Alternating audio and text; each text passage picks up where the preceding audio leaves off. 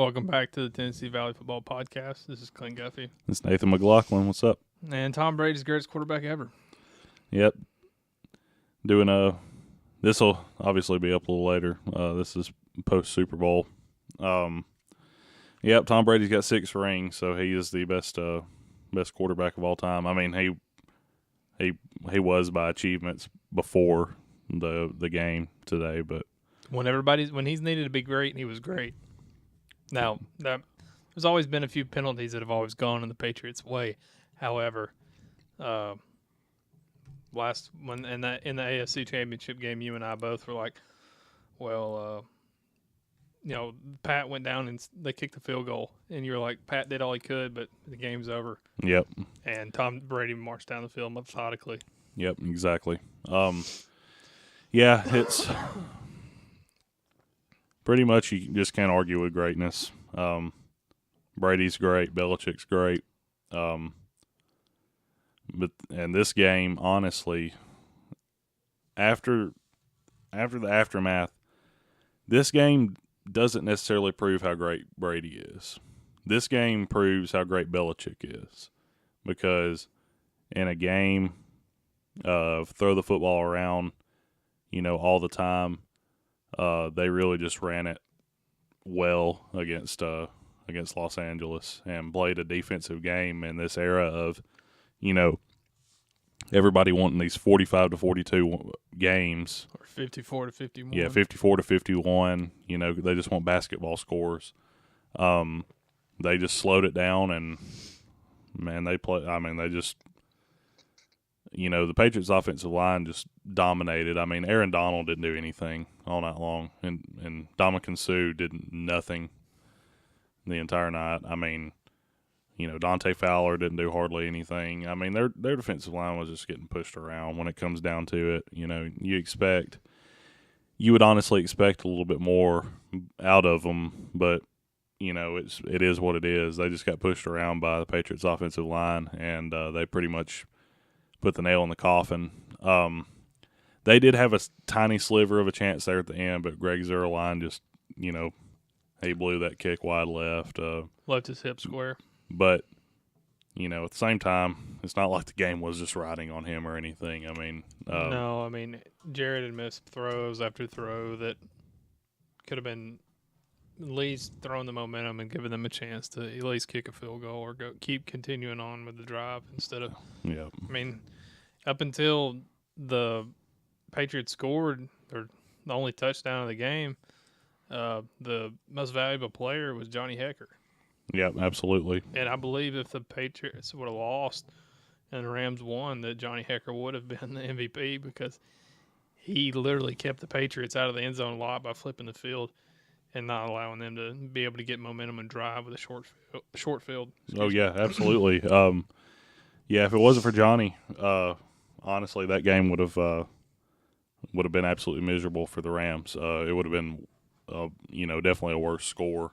Johnny Hekker really got him in a good position overall, and kept flipping the field on the Patriots. But, at the end of the day, the offense had to do something, and they just could not do anything all night long. C.J. Anderson didn't. He ran the ball better than Todd Gurley did. Yeah, Todd Gurley broke 1 or 2 runs, and that was about it. I think at halftime he was had 7 carries for 10 yards. Yeah, there was just not enough production out of him. Jared Goff was just getting waylaid all night long because the Rams had one of the best offensive lines in the NFL, and all of a sudden they just forgot. Everybody except for Andrew Whitworth tonight just they forgot how to block. Like, Andrew Whitworth was handling them on the left side for the most part, but he's a monster. They're to be as old as he is. Absolutely, but like Havenstein, or Havenstein, or whatever his name is, Rob Havenstein, he had absolutely the worst game that he's had in a long time. Like, he got waylaid and demolished on that right side of the line, pretty much the entire night. And, you can't just sit there and continuously commit so many false start and illegal shift penalties and expect to really get anywhere. And then, Jared Goff is just getting absolutely pounded. He's just not getting that. He's not able to get the ball off. No, when he is able to get the ball off, he's missing wide open receivers, just trying to chuck it deep for Brandon Cooks instead of going. The middle of the field was open most of the night. Like on that square in, and if he would have actually noticed that Brandon Cooks in the end zone, they would have had a touchdown. It would have probably been a different game. But there's not any what if scenarios that really make a difference in anything. No, because you can what if in sports history, you could what if. Yeah, you can what if. What if Tom Brady got drafted by somebody else? Or what if Bo Scarborough hadn't got his leg hurt in the 2016 national championship game? You can what if, or if Jalen Hurts would have scored, if they would have ran the ball later and not allowed Deshaun so much time on the clock. You can what if in sports. It's what happens if you make the plays that matter, and the outcome is you can't argue with the outcome. Yep, absolutely. And at this point, we don't know. We did not watch much of the post. We actually didn't watch anything at all of the post game. We kind of just saw Tom Brady's interview and kind of went up here to start the podcast. So we don't technically know who won the MVP of the Super Bowl. If we had to guess, it'd be Julian Edelman. I have to agree with you. I asked you before we came up here, and you said Julian Edelman. I can't disagree with that. I know that he didn't score a touchdown in the game, but he had 15 receptions, something like that. Yeah, 140, probably closer to 150 yards if he didn't hit 150. He They said he is the MVP. Julian Edelman is. Yeah, he should have been. There was really nobody else that made as big of an impact as he did throughout the entire night. Game. He's open the entire night. You got to do something defensively. Wade Phillips cannot be that stupid to be in his 60s, or he might even be in his 70s at this point, and have been a defensive coordinator as long as you've been, and you just it's like you got as a defensive coordinator, and believe me, I'm not trying to claim that I know more than NFL coaches or anything, but don't you have to know where 11 is at all times of the game and make sure that one or even two guys is on him, even if they come out in 5 wide and you've got to leave some joke like Rex Burkhead open, you got to make sure that Edelman's covered up, but you cannot leave him. You can't leave him to catch passes and there not be anybody within 10 yards of him. You absolutely cannot do that. Even if you're going to leave somebody like Chris Hogan or Rex Burkhead or James, I'm a receiver, not really a running back White, if you got to leave one of them wide open, you just have to do it. But Edelman's got to be covered up. He's got to be bottled, and if one guy's not able to handle him, you either switch guys or you double him, you got to learn through 3 quarters that, it looks like Edelman's just getting free the entire night. Edelman's got 12 receptions or so. Maybe we should stop him at this point. Maybe we should put an end to that. Because I understand people get tentative. They have to go up against Tom Brady. They know he's going to find holes in them. But you've got to do something. Well, see, that's one of the arguments of why Tom Brady's so great is because if they find a weakness, for instance, like against the Chargers, and I believe against the Chargers they did it in 2015 against the Falcons. They did it, and then he did it this game, with the checkdowns. He's not throwing the ball deep, and until you stop these checkdowns, they're just going to stop. And if you're dumb enough to not stop it, then you don't deserve to win. Yep. That's the end. That's the end game. If you don't adjust, then what? You're not. That's not coaching. You're going to get out coached. You're finished. Like you said, it's death by 1,000 cuts, and they will do it. They will do however it takes. They don't need chunk plays to get downfield and win the game. They will nickel and dime you down the field. Tom Brady does not have a problem. He does not have a problem throwing 5 to 7 yards a play because it's going to get them down the field. And believe me, I don't know how best you combat Brady. I don't. The best thing that I can think of just off the top of my head is you just take risk and either try to blitz him, or B, your corners just got to get really physical with them and just press every one of them at the line. The only thing I know is to hit him every play. He's got to be hit. He's got to be affected. He's got to be pressured. Joey Bosa. Is it Joey that plays in the Chargers? Or is that Yep, Joey Bosa. He's like, he told Tom Brady, quit throwing the ball so fast. And he told him, well, quit rushing me so fast. Because Joey's really good, and he was getting the ball off before Joey was getting to him, and Joey was getting to him in like 3 seconds, and Tom had the ball off in 2. I mean, yeah. It's just ridiculous. There's only certain ways, and I mean, he's able to get the ball off so quick because somebody's always going to be open. And I understand, it's really just hard to defend that. Like, unless you just guess it, it's hard to tell that somebody's going to be running a 3-yard out route, or somebody's going to be coming up 3 yards and then running a hitch, or somebody's going to be running 5 yards and running a curl. I mean, you have to play a guessing game and pretty much read the receivers, but the best corners do it.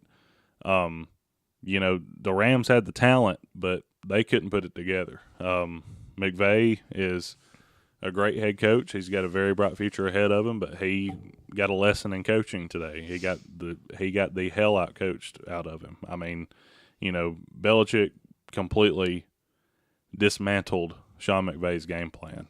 And a big thing was, like, when Jared Goff has taken so many hits and getting sacked as much as he did, I still found it weird that they were still running some 7-step drop stuff.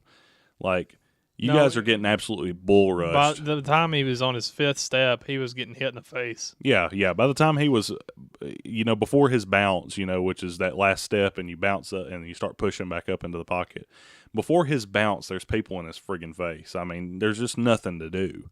Like, and you would think that they would just make an adjustment to that and say, okay, well, we're going to have to stop these 7-step drops because they're not working. But you just continuously, if it was not play action, he was taking the snap and it was 1, 2, 3, 4, 5, 6, 7 bounce and then trying to come back up, and he never had any time to look and throw. I don't know if it's because they were trying to let things develop downfield, because you're talking about how the plays take a while to develop, and I think Tony said the same thing on TV. Yeah, I mean, it's a timing business, and that's why you do the drops, because by the time you hit that 7th step, you bounce up and you're supposed to be hitting whoever's open.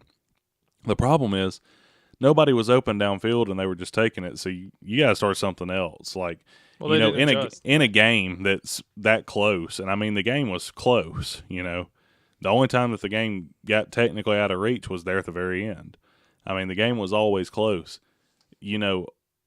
Just try something radically different, because obviously nothing is working if you've only got a field goal out of 9 or 10 drives. Something's not working. You need to go to the complete opposite and try something different. And that's what I like about some of these high school coaches. Like in high school ball, there will be high school coaches that'll run the same thing over and over and just expect to break it loose, and it never does. But then there's some high school coaches, and some of the best ones, that say they came out in the first half. Say they come out in like a standard like double wing offense, or flex bone, whatever you want to call it. Well, say they come out in a standard double wing offense, and they're trying to break midline plays and stuff all for that first half, and it's just getting absolutely shut down. But say the team is like playing a 6-man front, like, they're just playing a 6-man front, and they're just trying to absolutely maul you at the line of scrimmage, where you cannot get any of those option plays broken to the outside or any midline plays broken up the middle. Okay, well, the best coaches are going to come in at the half and say, you know what, I know we don't do it very much. Let's try a waggle pass a little bit. Let's try to catch them, because they're running a 6-man front. Let's see if we can just catch them off guard with a play, at some point. Sometimes coaches get into their own ego so much that they're like, this has to work, and it's offensive coaches that do it. Yep. Defensive coaches are great about adjusting to different things and doing different things. Offensive coaches are the ones that get these egos, and they're saying, well, we're going to run this and it's going to work, and it never works. And then you got to change it up, and you got to say, whatever I'm doing is not working. I got to completely change it up. I've got to do something absolutely radically different. I know in them 800-page playbooks that the NFL teams have, there's got to be something else that you can do that's not 7-step drop or play action and trying to develop deep passes downfield. I understand like a Coryell style offense, or they try to read that deep to short stuff and kind of go deep, and I don't know I don't know if Sean McVay's system is based more off of a Coryell style or if it's based off of a West Coast style. But at the end of the day, man, it was not. It's through 3 quarters, it's not working. I understand that you're wanting the big chunk plays, but man, it's not working. You got to try something just radically different. And maybe they would have tried something radically different. It wouldn't have worked either. But I mean, the middle of the field was open most of the game, so I mean, you got to exploit something. And it was. I don't know if he wasn't just like the one time that I remember him checking a ball down. There was that one throw to C.J. Anderson. I think he fumbled on. C.J. was his last check. Like he went through his entire progressions and he went across the field like he was supposed to. But I mean, he was looking deep instead of looking shallow. And I don't know. Tom Brady was doing the opposite the entire game and just shredded. Yep, absolutely Shredded the Rams defense. And that's the thing. The thing is, and it probably works for Tom Brady, and that's probably why he hits them in the flats so much. Besides when it's actually designed and they're the first read. The whole design of the person being out in the flats, if it's not a design play that's supposed to go to them, the entire design of a running back or somebody being in the flats is a safety valve. It's when the ticking time in your quarterback's clock in this head just goes off. That's when you're immediately looking for whoever the safety outlet is, and you're getting it off to him because the timer's out, and somebody's probably coming and breathing down the back of your neck. That's how the pass rush works. Unless you're Trevor Lawrence, and that's the playoffs. There were some times that Jared Goff did make some good plays like that.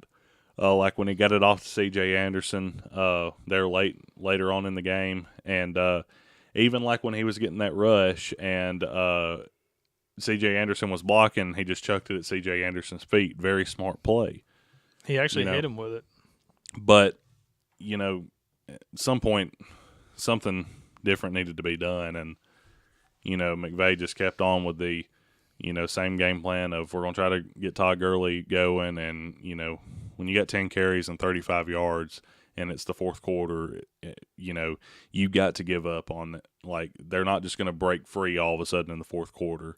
People used to talk about, 2015 in Alabama, Derrick Henry would just, they let him run the ball 40 times a game.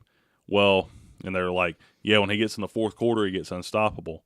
Well, it wasn't like before they got into the fourth quarter that he had 0 yards rushing. I mean, he probably already had 120 or so. And he just tacks on another 100 in that fourth quarter and just keeps going.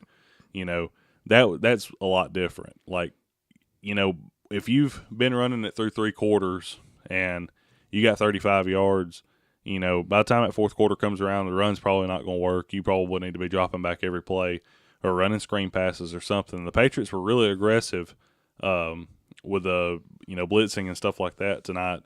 A few more screens probably could have worked. They didn't. As far as I know, the Rams didn't try too many halfback screens. No, I didn't see very many either. There wasn't very many going to Todd Gurley or going to C.J. Anderson. Now, they tried some bubble screens to the outside, and they broke one later on in the game to Brandon Cooks, bubble screen on the outside, but they didn't try a whole lot of halfback screens. And usually screens and draws are what you want to run whenever a team is being over-aggressive and blitzing a lot. But that's what the Patriots were doing. They were just saying, we may get beat in coverage, but we're going to blitz and pressure this guy because they probably felt you blitz and pressure Goff, and he's going to start getting happy feet, and he's going to start tossing the ball just wherever willy-nilly and not be able to hit his receivers. Belichick, being a better coach, probably saw that on film. And probably the Cowboys game earlier. Didn't the Cowboys beat them already once this year? I think so.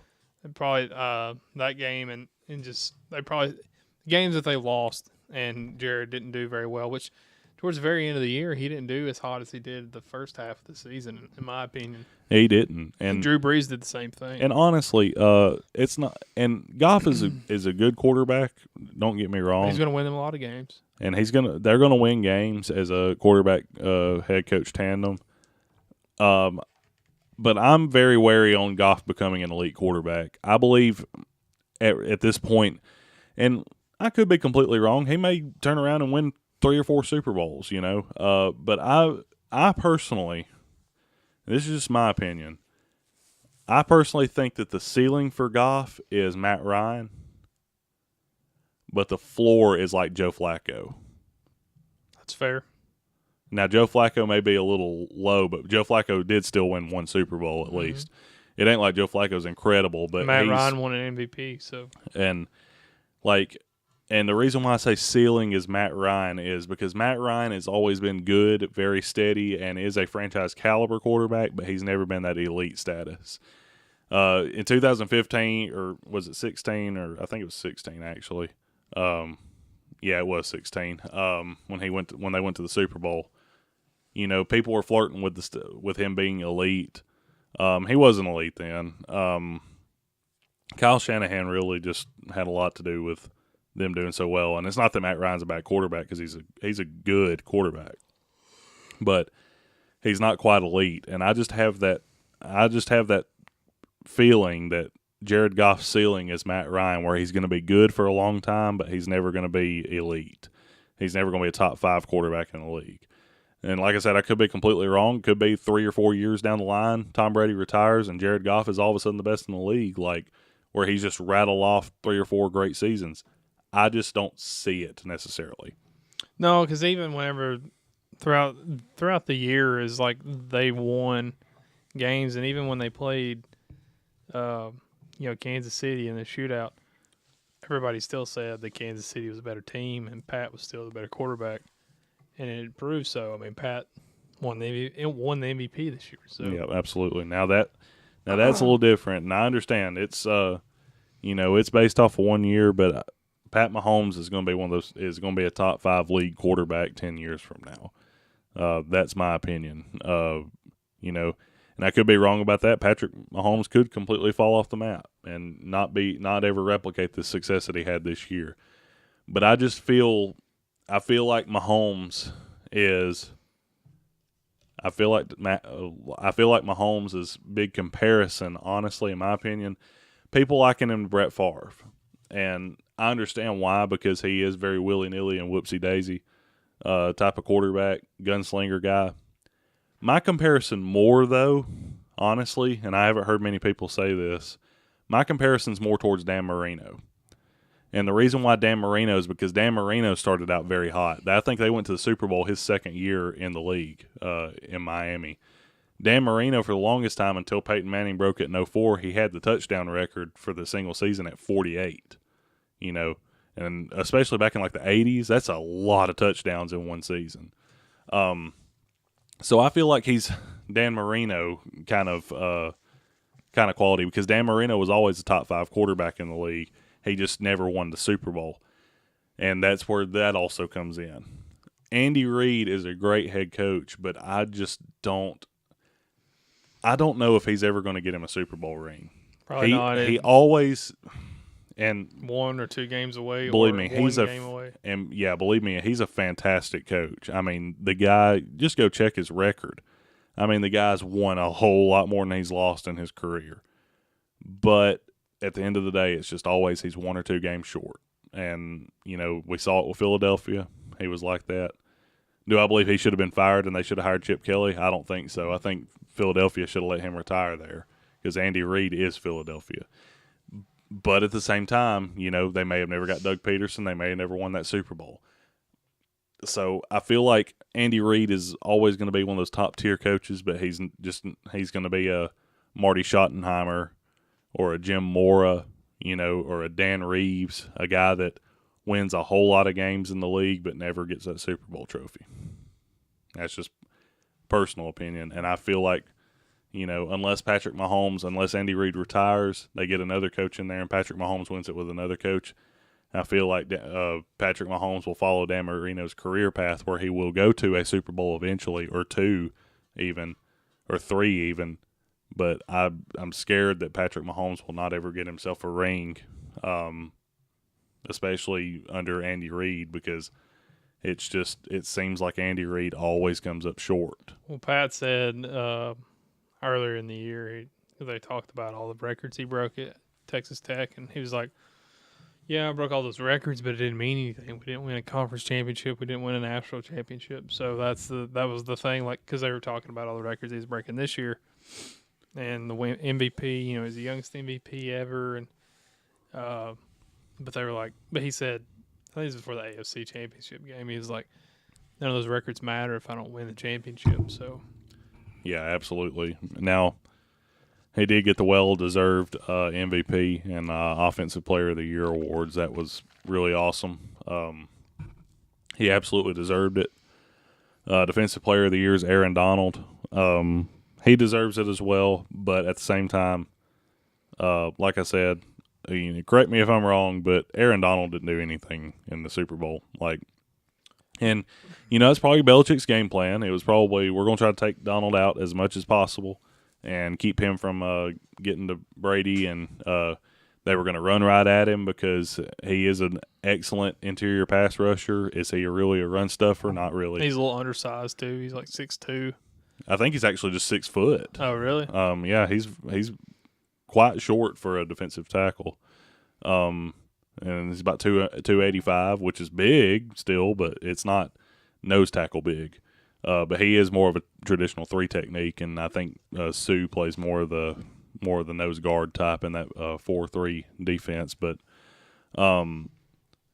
they just kind of neutralized him.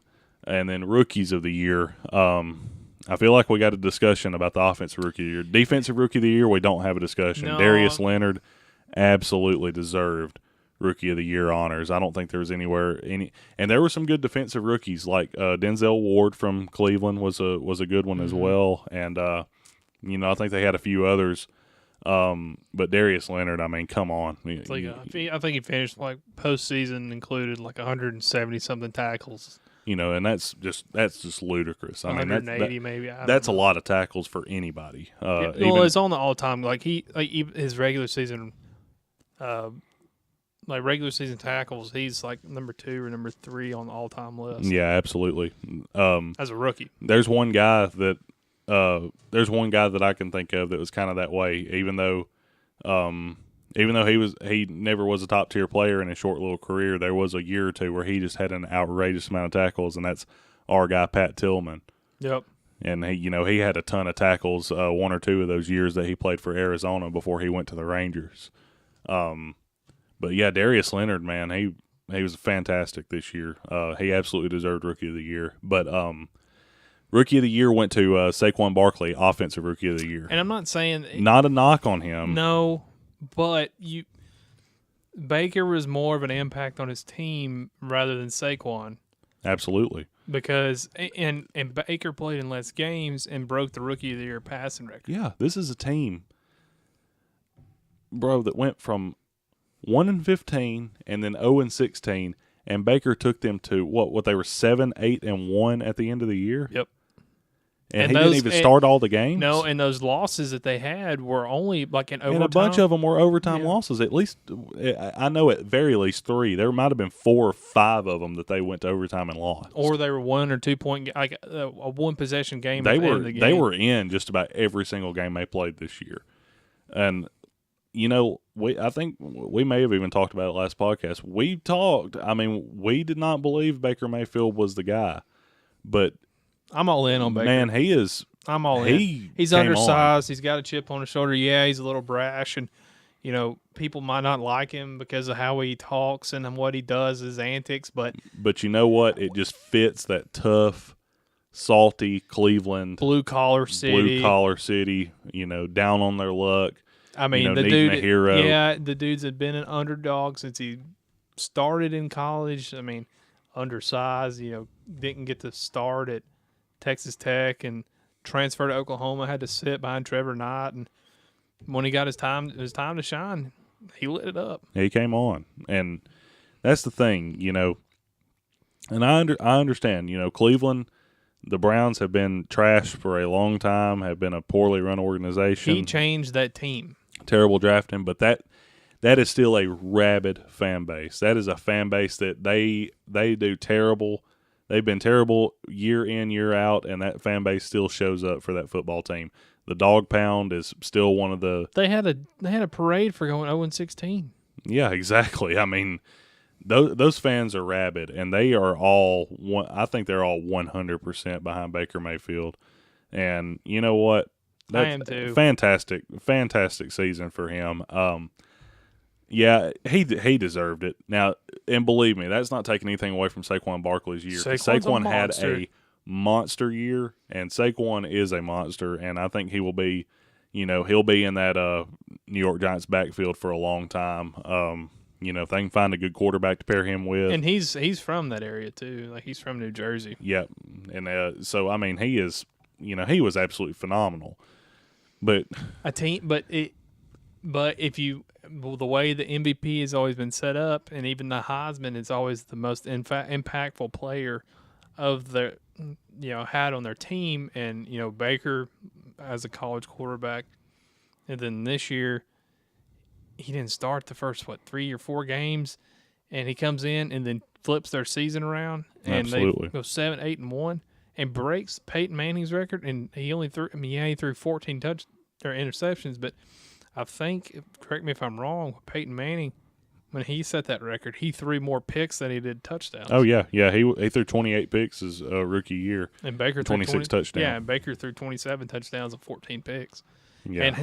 And I think had what we talked about how he had like the same identical numbers as Tom Brady. Yeah, I mean, this year. And Tom Brady might have had a few less interceptions there at the end of the year. I know Tom Brady had at very least 11 interceptions. He may have had more than that. And I don't think Tom Brady had any more than 27 or 28 touchdowns. I don't think so either. So, you got similar numbers to Tom Brady in your rookie year. I don't care, And you're undersized. Absolutely. I mean, he was fantastic this year for that Cleveland Browns franchise. And I think they got the right guy in Freddie Kitchens. And I think going ahead, they're going to be a team that you have to look out for. I think people were trying to say this like last year. People were saying, oh, I think, Cleveland's terrible, but, they were terrible this past year, but they're going to get better, and then they're going to get better again under Hugh Jackson. And everybody, like, when the year they went 0-16, the predictions, like on Walter Football and stuff, they were like, I think Cleveland can make a run at 6-10 or 7-9, and then the next year after that will be the year that they really start turning it around. And they just hit rock friggin' bottom. Which they were kind of right. I mean, they did turn around, but it wasn't under Hugh Jackson. Absolutely. Yeah, it wasn't under Hugh Jackson. They left him in the dust. And, when that report came out that they fired him and he was like, get the F out of my office and things like that, and everybody was like, this is a sign of the dysfunction that was really in the Cleveland Browns. So I was like, no, that's not dysfunction. They just decided that they had it with Hugh. I mean, they were 2-5-1 at that point. They had lost like 3 overtime games. And John Dorsey said the team quit on him. And I believe that the team quit on Hugh Jackson. I'm not going to disagree with John Dorsey. John Dorsey drafted Baker Mayfield after all. And you got to think like what Baker went through. If that's true, like being told you earned the backup job. You earned the backup job. And you're the Heisman Trophy winner of number 1 overall pick. And then you've got all this controversy going on between your HC and your OC.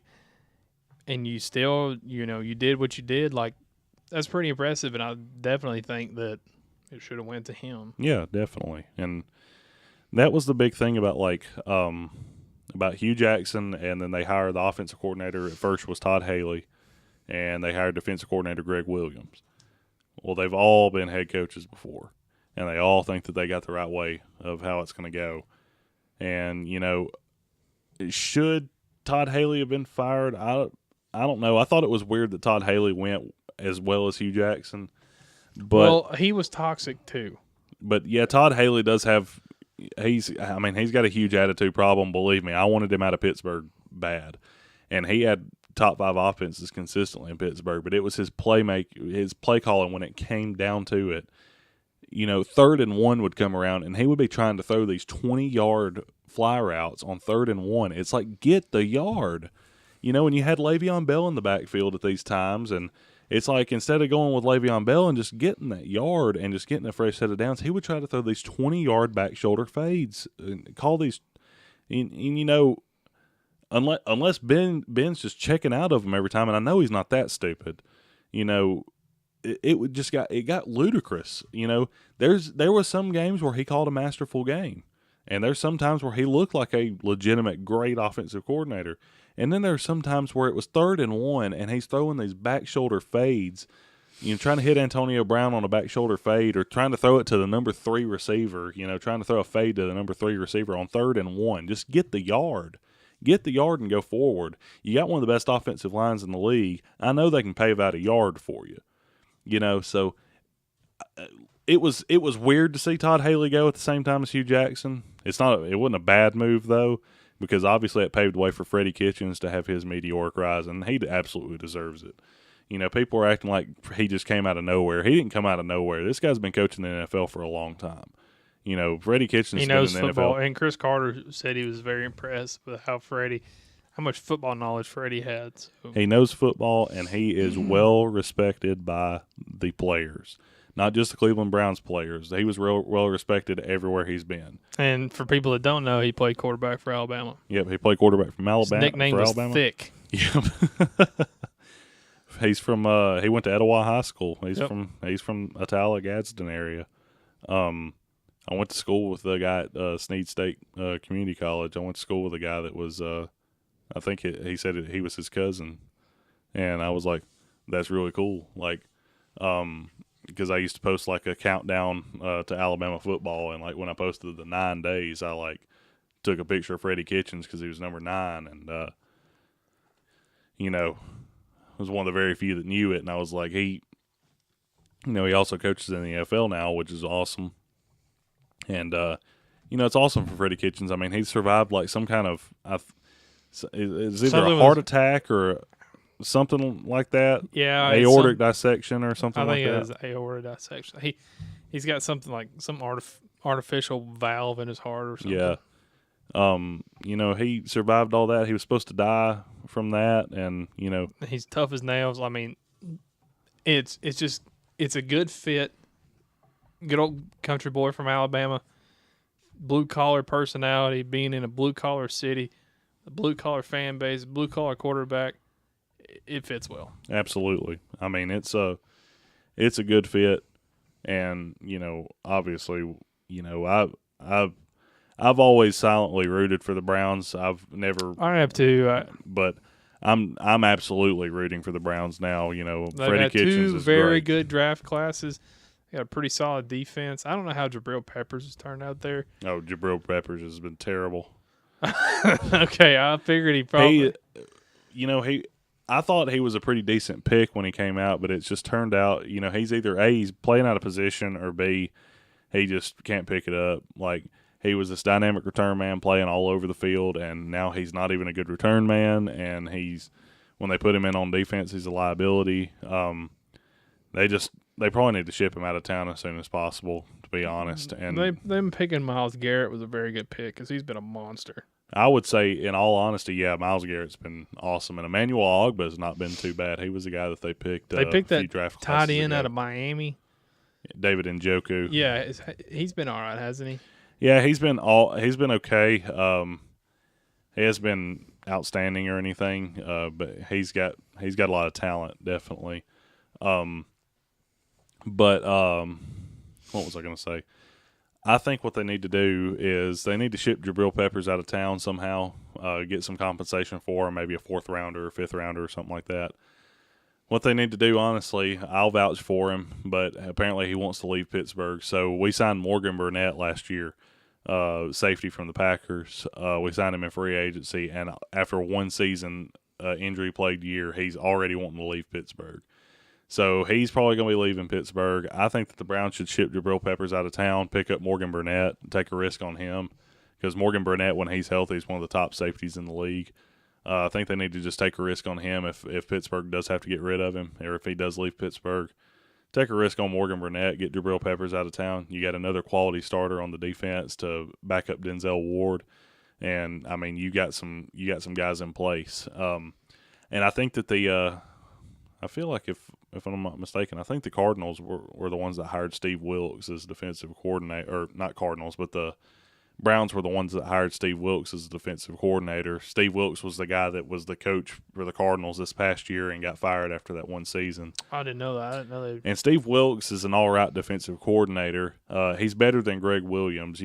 Greg Williams is a flashy name because he's been around for a long time, But the fact remains that Greg Williams really, his defenses, they can force turnovers, but they don't ever really stop anybody. They're always in the bottom 20, 20th or below in yards.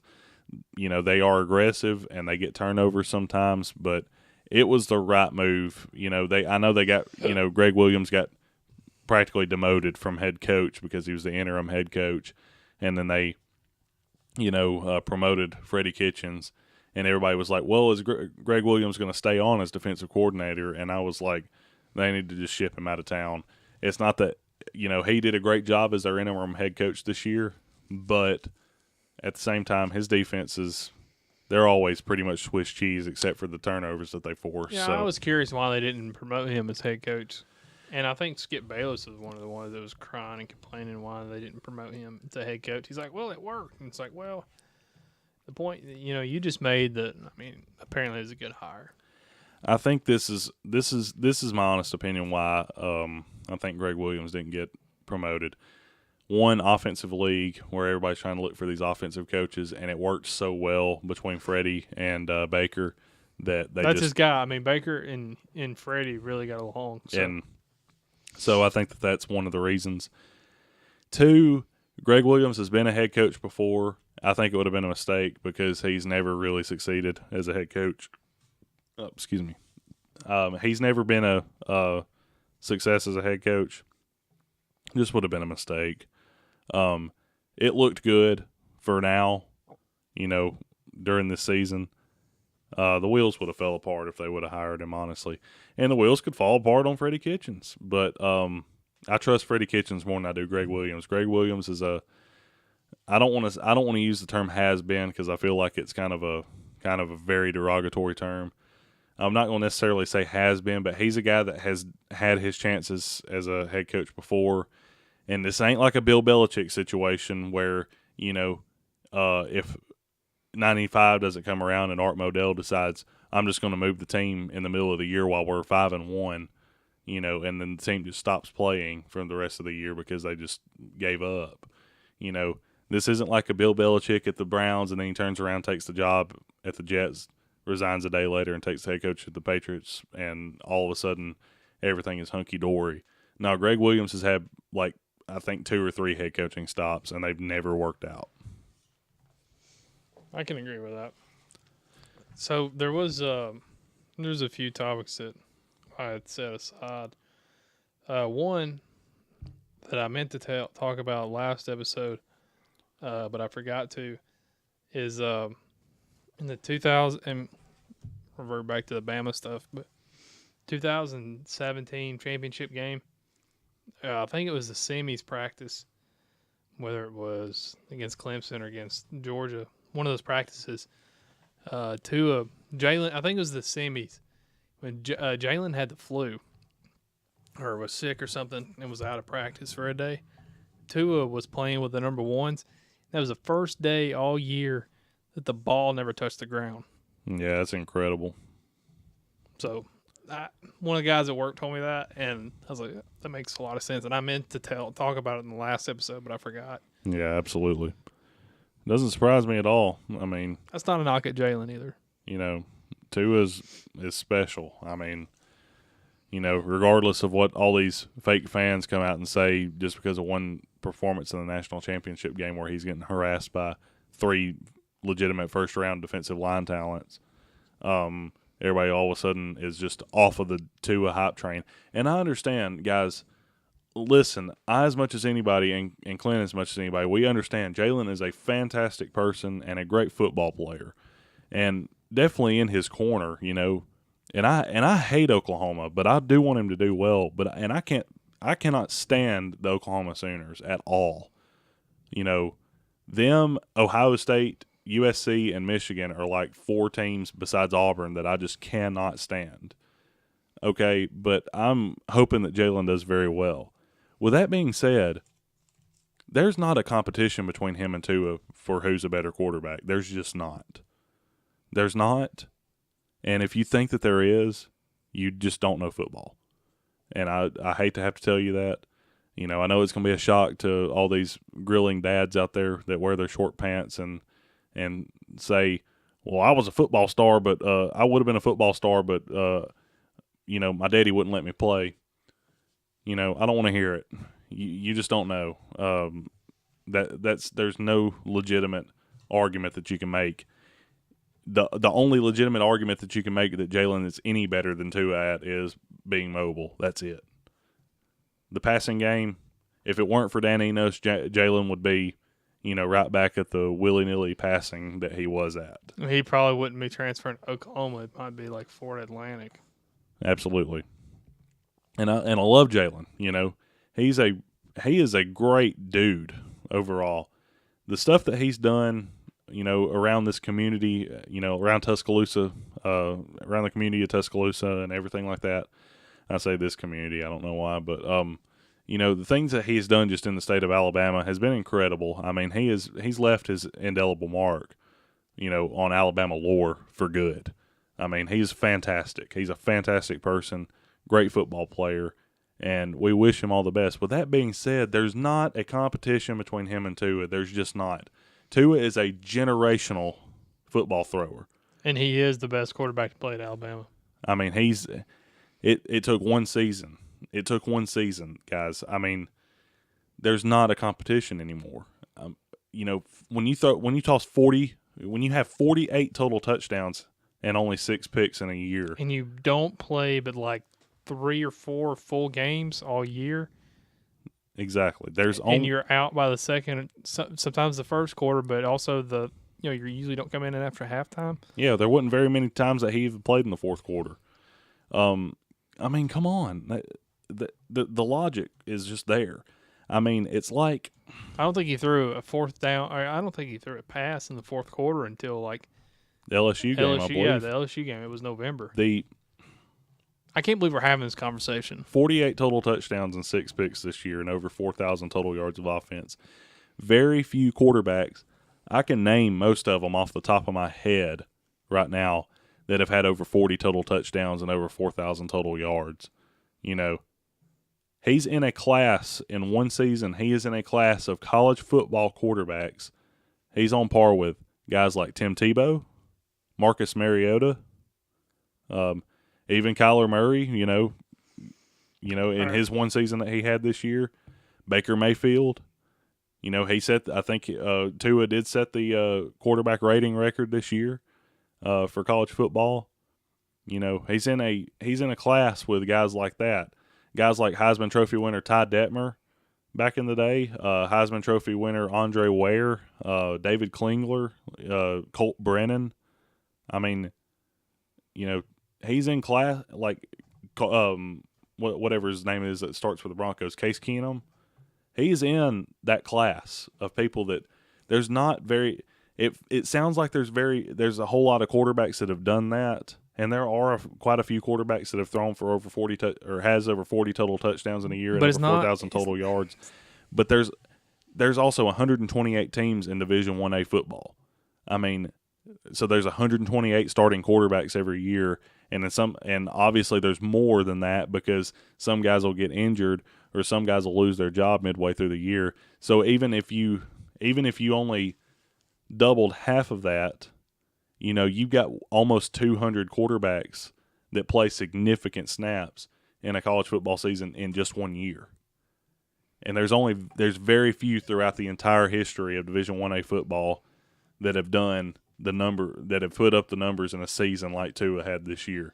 You have absolutely no right whatsoever to say that he sucks or that Jalen would have been better because there's very few quarterbacks, and you better enjoy it while it lasts. Enjoy it while it lasts because he's gone after this year. So this is a stat line that was out whenever, like the Heisman weekend, and it was comparing the snaps that Tua and Kyler played. So Kyler played 807 snaps. This is before the playoffs. So passing yards, 4,053 touchdowns, 4,053 passing yards and 40 touchdowns.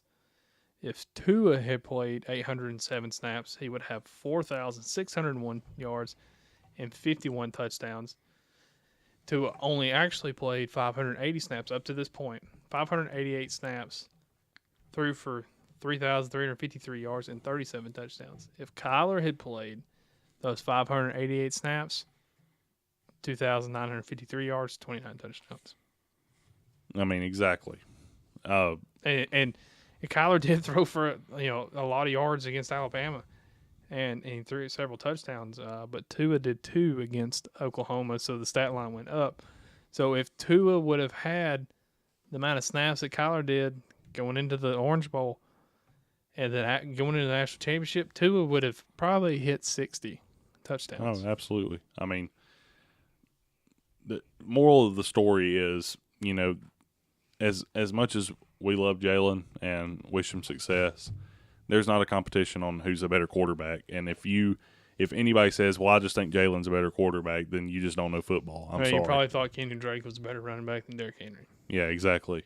When Derrick Henry had his Heisman Trophy year, you probably wanted him to come out and have Kenyon Drake and Damian Harris split the ball, during that season. I don't know what to tell you. I mean, that's just, not trying to insult anybody, but that is borderline idiocy to think that Jalen is just a better quarterback overall than Tua is. It's just not possible. I don't care what your bias is. I understand Jalen is a great person, but y'all are also selling Tua short. Like, Tua is a wonderful person as well. Comes from a very tight-knit family from Hawaii, and for those of you that, adore churchgoers, they go to church all the time. They're very religious people. So it's like, what do you have against Tua? Like, why is it that we are trying to demonize Tua over one bad game? We didn't demonize Jalen when we lost the national championship to Clemson. It was like, hey, Jalen put us in position to win that game. And I understand Tua didn't put us in the position to win the game against Clemson, but the defense didn't do us any favors at all. Well, they just got out-coached. I mean, yeah, period. I mean, that's all it boils down to. So I was watching Steve Young's, I think he was like one of the greatest players ever, like the series, like greatest players in NFL history. Mm-hmm. And I was watching his little highlight thing. Yeah, his part of the show. He had run when he came in against Michigan or Minnesota when I think I know exactly what you're talking about. When Joe Montana ran, or when Joe Montana got hurt and Steve came in, he had a play like, I think like things weren't going very well. I think it might have been a series earlier than what Tua had against Georgia, because Tua, the first series he went in, they went 3 and out, and the second series is when he broke that run. Yep. Steve Young had a similar, almost identical run on his first series in against Minnesota. Yeah, where he like bounced off a few guys, and because the pocket broke down, and he was able to scramble and get out. When I saw it, because there's been comparisons to Tua and Steve Young since he started, but I saw that and I was like, that's identical. Yeah, it's not just because of the left-handedness either. Tua is a logical comparison to Steve Young for multiple reasons. One, because of the left-handed. Two, because they're mobile, not overly mobile, like not super fast, but they can move and score touchdowns running the ball similarities when they can. Very similar in height and stature, and very accurate football thrower. Steve Young is one of the most accurate quarterbacks of all time. He wasn't necessarily it wasn't like he could just stand at the goal line and throw it to the other goal line with arm strength. And Tua's arm is not stand at one goal line and hit the other goal line. Tua does have arm strength, though. I mean, he does definitely, but we're talking about like the rocket arm that everybody thinks that everybody's supposed to have. Like you're supposed to have Ryan Mallett's arm, but obviously Ryan Mallett ain't too good, is he? They have. If you watch the film, it feels like Tua and Steve have very similar arm strength patterns. They're both excellent. Their football, like the placement of the football on the passes, are excellent. They're just great, accurate throwers that have enough mobility to that where they can run and they can cut you open if you're just not caught sleeping. If you're caught sleeping, or if you just ain't game planned for it, they will catch you on it sometimes. Tua with a bulky knee brace on outran LSU's defense enough. It wasn't like he was out there storming past, but he's probably every bit as fast as Tebow ever was on that run. Well, even to his freshman year, he had a run against Tennessee whenever he was in mop-up duty, and he faked a dude out with like just a small head nod. Yeah, absolutely. And it was like a 40-yard touchdown run. Yeah, that's like with Tebow. You know, Tebow is like everybody's quintessential like dual threat quarterback, but he wasn't fast. He was just a bullish runner that was just being put into great positions and was just he was strong, 6'3", 240, just able to run over people. But it wasn't like he flew past people or anything. He ran probably a 4.8 at best. And his windmill throwing motion. Yeah, in the windmill throwing motion. But yeah, at the end of the day, there's no comparison really as far as quarterback skill between Tua and Jalen. And Jalen's an awesome person, but you can't make that. Skip Bayless in his outrageousness said that Tua was going to win a Heisman in Oklahoma.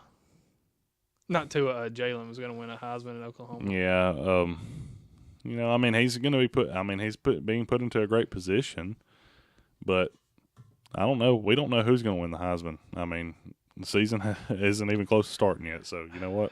No, unless Trevor Lawrence gets hurt, I feel like it's going to be him because Saban once again will pull Tua out in the second quarter if we're up by 35. Yeah, absolutely. And which he should, but definitely. That's just my the thing about the Heisman Trophy voting is the person that they always think is going to win it never wins it at the beginning of the year. So if everybody's pointing and saying Tua is going to win it, he won't win it.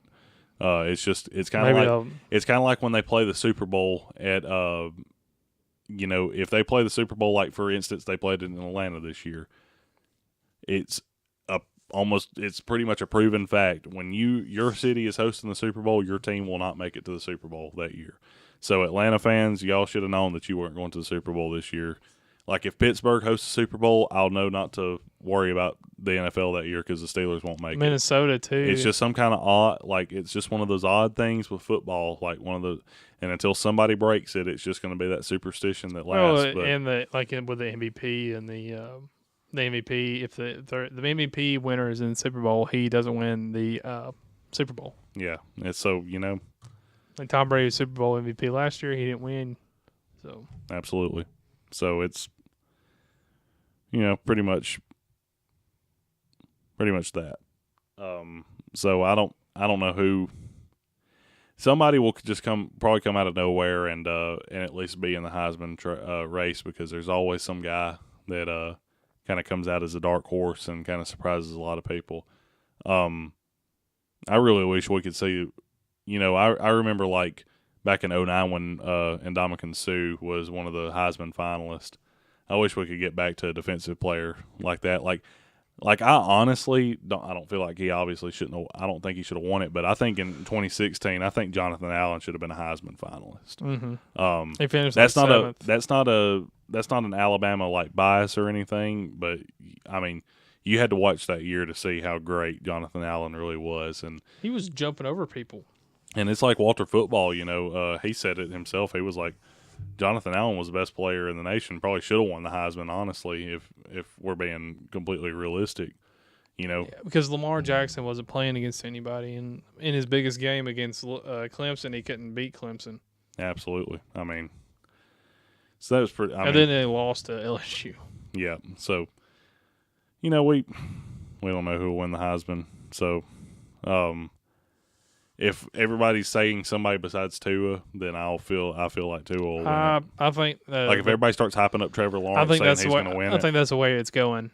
Because it's 2015 they hyped up Ezekiel Elliott or Leonard Fournette to win the Heisman, and Derrick Henry came out of nowhere and just dominated. It was after the LSU game when it shifted. Whenever he ran for negative 12 yards against Alabama. 2014 they thought Jameis Winston was going to repeat, and Marcus Mariota won it. There's just always something that kind of comes up. 2013 they thought Manziel would repeat and win it, and Jameis Winston came out and won it. 2012 nobody knew who Johnny Manziel was until midway through the year, and then all of a sudden Johnny Manziel became the favorite. So you just never know. You just really never know when it comes down to it. But yeah, I think I have like one more topic we'll talk about. Yeah, let's go ahead. Because I feel like this one's pretty important. and I might move some of these topics to the next episode because I feel like we're pretty NFL heavy. And it was probably 50-50, but one that we can dive into next time. But some teams, you have some college teams that will never be NFL or like playoff contenders and win national championships, like Bama has, or Clemson, or really any of the teams in the last 10 years. And then you have teams that are dynasties, like Michigan's a great program. Ohio State, Bama, Clemson's became a great. Florida State was one. Penn State's always been one. You have these great programs. Then you have these blue bloods is what I call them. Yes, and then you have like these mediocre teams that are in the middle of the pack of their, kind of like a South Carolina, or Mississippi State, or like a Kentucky this past year, or Kentucky, or a Georgia State who was great at one point, but they'll never be what our dynasties are. These dynasties are, or have these like 1 year great runs, or or a Saban run. You'll never see a Saban run again. Let's be honest. But, yeah, absolutely. I think there's something to be said for those programs who are proud of an 8-4 or a 9-3 season and go to the New Year's Six Bowl or something. I think there's something to be said about that, or even a team that might be lower tier and they get one really good season, and then all of a sudden they might have like several good years, kind of like Kentucky. Or I think there's something to be said about that because in our high school football program, in my senior year, we only had a team for like 6 years and playing at a varsity level. And when we went to the playoffs, it meant a lot. My senior year, we were the first team to go to the playoffs. Yep, definitely coming off of my senior year, which was that 1-9 year, which was the worst season in program history. And it meant a lot to us when we went to the playoffs, and they went back the next year. And then you started that roll, and then they've been back 2 times since then. Yeah, and even hosted a playoff game. Yep, and hosted this past year. And I think there's something to be finally said. got to the second round for the first time this year. And I think there's something to be said about that. Absolutely, because I think it means more as either a fan base or as a coach, a coaching program, the alumni. I think it means more, and like seeing DAR host a playoff game, that meant a lot. Absolutely. So I wanted to get your opinion on that. I mean, yeah, I think honestly, there's a lot of players there's some of these players that are big time recruits, 4- and 5-star recruits, and they don't pick the Alabamas and the Ohio States and places. They pick some smaller schools like a Kentucky where they can play for Mark Stoops, or somewhere like that, because I think they're not necessarily concerned with the national championship. They want the culture of that program that they're going to change, and there's a lot of pride in that. Like I've always as a future coach, I've always been like, there's a lot of people that would hate to take a job at a high school team that just came off an 0-10 or 1-9 season. I don't think I would necessarily hate that, because I would want the challenge of turning a program around, because the guy that I look to as a role model in that regard is Bill Snyder. I was about to say it. At Kansas State. If you haven't seen it, if you listen and you haven't seen it, just go on YouTube whenever you get time.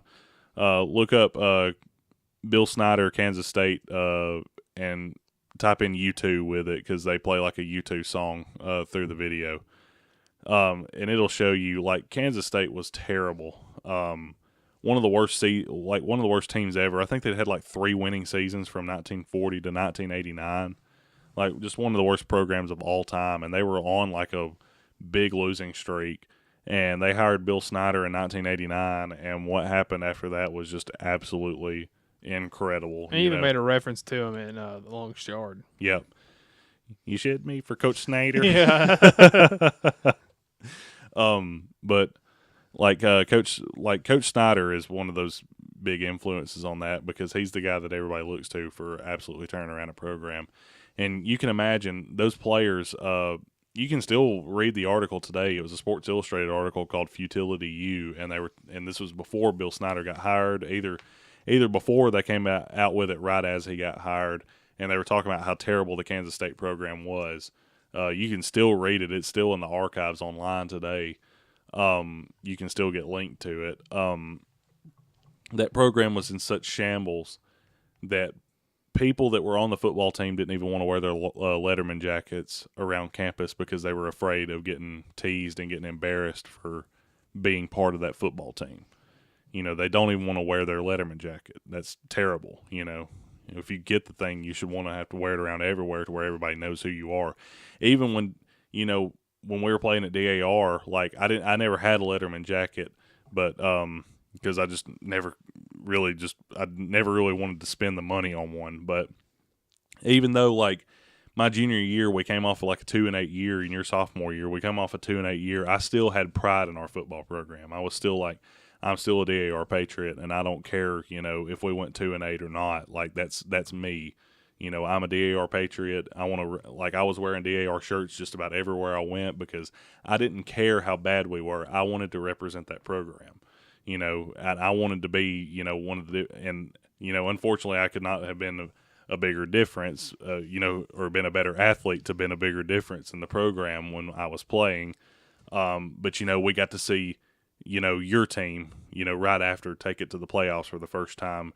And that's just a proud moment as an alumni. And I couldn't have picked a better way to go out. And it's like you see teams that, a senior class in college that has a great season, like in the seniors, and it means so much to them when they come back. It means everything. For example, like the Clemson players that came back for their senior year and won a championship again. Absolutely. And it kind of reminds me of like even 2016, that linebacker that they had, Ben Boulware. Yeah. It reminds me of how passionate he was about taking Clemson to a national championship. It's that passion, And there's a lot of players that they spurn the bigger programs to go to a smaller program. SMU was a program that went on the death penalty, and they had like one or two winning seasons since, and this was up until like 2009.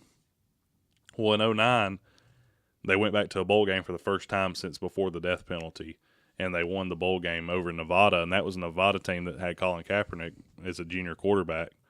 They won the bowl game or whatever, and Emmanuel Sanders, wide receiver for the Broncos, he was on the Pony Excess 30 for 30 documentary, and if you haven't seen that, you've got to see that if you're listening, because that is a fantastic 30 for 30 episode. Those and then the U and the U Part 2 are really fantastic football 30 for 30s. But anyway, in the Pony Excess, Emmanuel Sanders is like, I came to SMU to bring the program back, and to accomplish that and get to a bowl game and win it was the greatest feeling ever.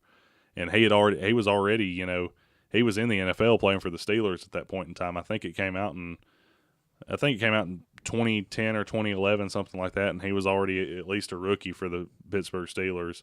And he just had that pride in SMU football, which had went from up here before the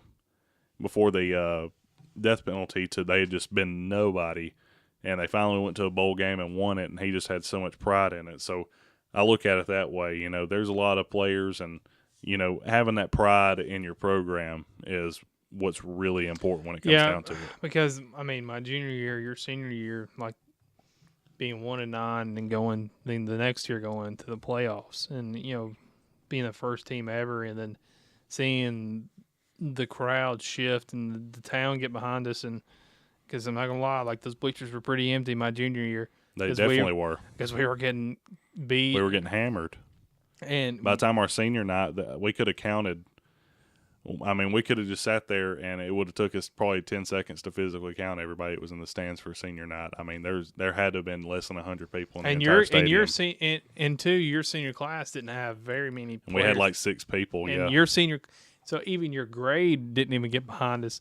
Absolutely. Definitely didn't. We had a lot of guys that played basketball that were very athletic that would not come out for the football team. I tried to, and obviously it's more of a getting bodies tactic than it is getting actual players tactic, but I tried to recruit as many people as possible. I was like, just come out for spring training. If you don't like it, leave. We had a bunch of people in spring training, about 50. By halfway through the year, I think we had 25 people on that team. Yeah, that's accurate. But I think it just means more.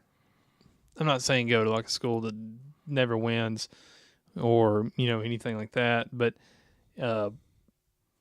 if you do want to do that, by all means. But I just know when we beat Ardmore, that sent us into the playoffs. That reaction that Coach Holland had, it was like seeing somebody win a state championship or a college football championship. And I can only imagine because I remember just the reaction from him when we beat Douglas my junior year, sophomore year. That was the first win of the year that we had.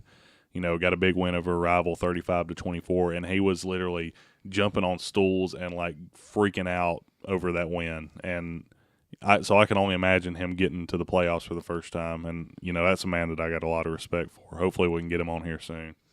Yeah, absolutely. Because I really do enjoy him. He's a really good dude. But going back to it, and then we'll wrap up here in a minute. But it just meant a lot.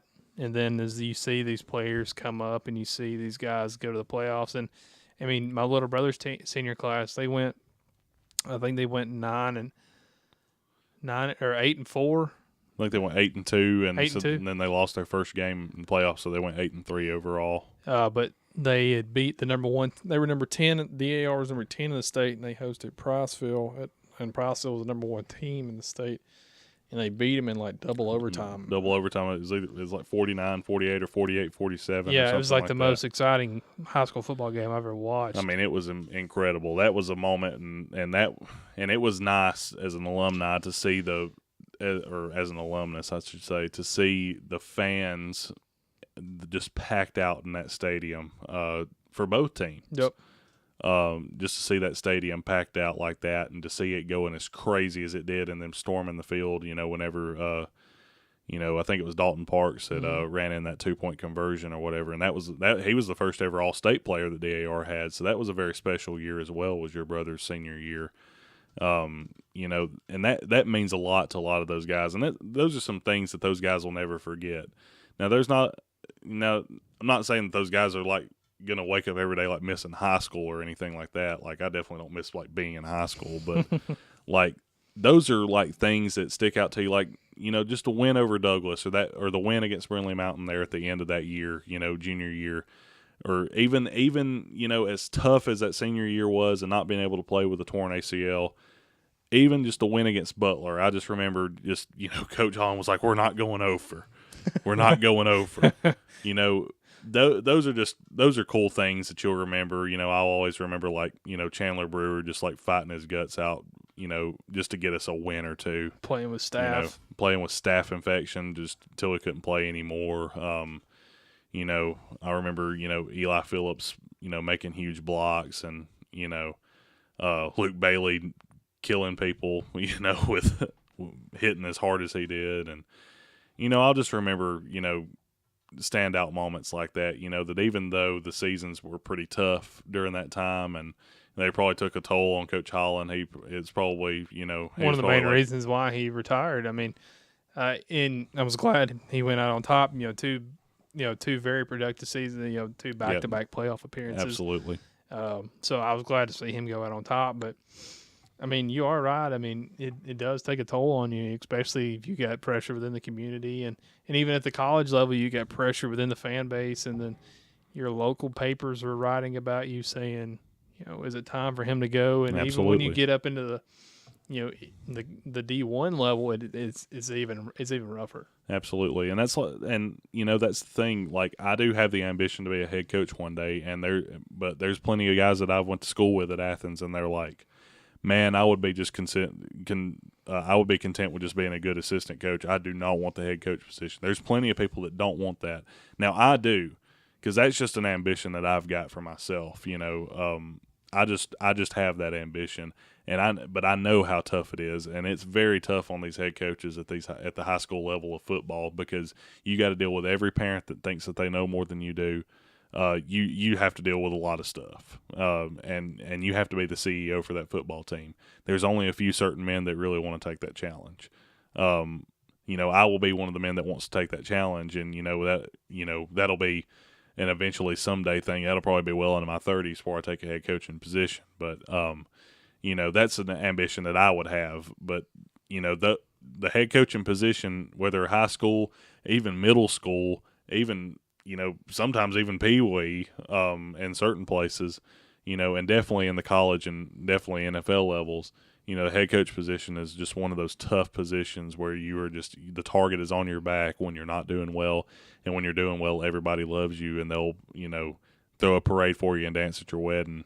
But when you're not doing so well, the target is on your back, and it's kind of like on the movie We Are Marshall when before the plane crash happens, and the coach goes by to the radio guy and says that target on my back's starting to itch. That's the thing that head coaches have to put up with. But it's a challenge that only a certain few really want to take. Well, I think that's going to wrap it up for this episode number 2 of the Tennessee Valley Football Podcast. This is Clint Guffey signing off. It's Nathan McLaughlin signing off. Unfortunately, as much as I do not like the Patriots, congratulations to them. Tom Brady gets a 6th Super Bowl win and 9 Super Bowl appearances. It is fantastic. He is the greatest quarterback of all time. But it was also a really good defensive game overall. I liked it not being a 54-50, score fest. But another NFL season is over with, and football's officially entered the off season. But we will be back, and there's always some stuff to talk about with football. So we'll be back as soon as possible. All right, thanks, guys.